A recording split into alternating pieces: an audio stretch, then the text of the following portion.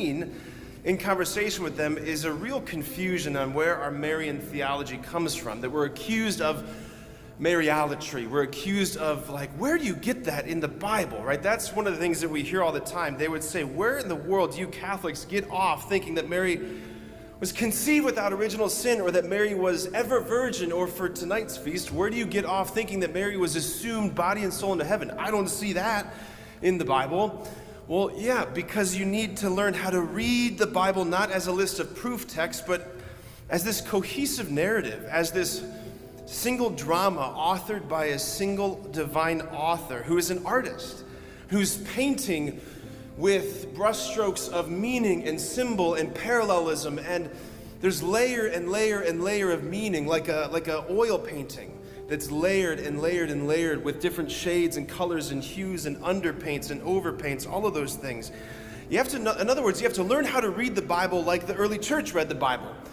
And they learned to read the Bible by Jesus teaching them how to read the Bible. The word we're using here is typology. That's the word that the early church used to describe the way that we approach the scriptures. Where does that come from? It comes from Jesus himself on the morning of the resurrection. Jesus approaches disciples walking on the road to Emmaus. They're walking to the wrong town, the wrong city. And he approaches them and he asks, what are you discussing as you walk along? And they say, are you the only one in Jerusalem who doesn't know what's happened in these days? And I picture Jesus just rolling his eyes like, oh my God. Like he's the only one who knows what's really happened in these days, right? But he says to them, what sort of things? And they explain the things that happened to Jesus of Nazareth. He was this prophet. He was mighty. He was a wonder worker. And our people put him to death by crucifixion. And besides, it's now 3 days later and we don't know what's going on. There's some women from our group who said they saw him raised from the dead. We don't understand. And he says to them, oh, you of little faith. Was it not necessary that the Christ should suffer? And then we hear this from Luke's gospel.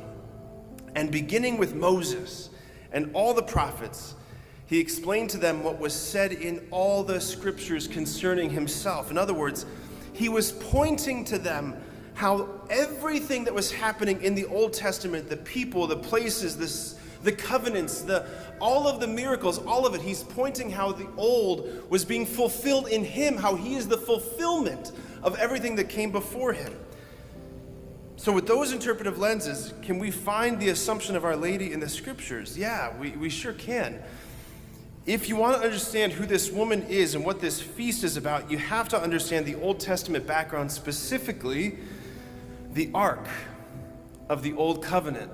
The Ark of the Old Covenant. So let's just remind ourselves first what the Ark was and its significance for the Jewish people. So after God gives the law to the people on Mount Sinai,